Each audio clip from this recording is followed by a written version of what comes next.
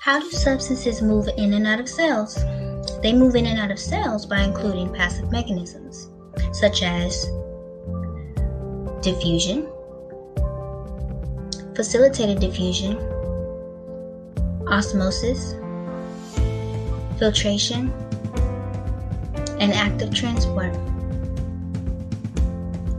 Diffusion, which is the tendency of atoms, molecules, and ions in the liquid or air to move from areas of higher concentration to areas of lower concentration.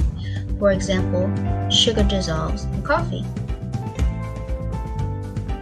Facilitated diffusion, which is known as the HELP, is the type of mechanism that follows the concentration gradient because it requires membrane proteins.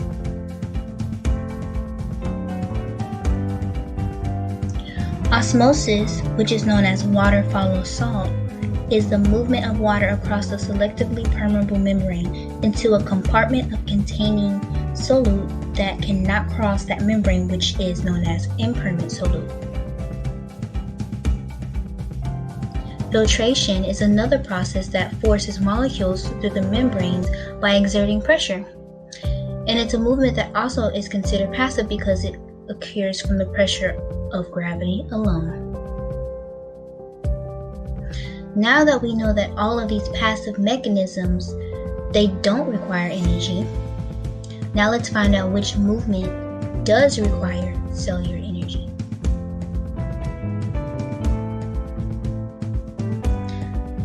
One of them is called active transport, which is a movement against the concentration gradient, and it requires energy which comes from the ATP molecules that split during the process of cellular metabolism. There are two types of active transport. One is endocytosis. It conveys molecules or other particles too large to enter a cell to the inside of a vesicle that forms from budding inward of a section of the cell membrane. Exocytosis, which is totally the opposite of endocytosis, it is a packaging substances that were made in the cell into vesicles that fuse with the cell membrane and are released outside the cell.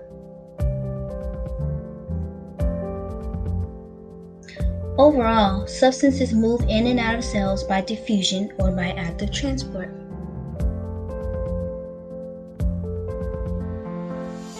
And that is my project over cell transport.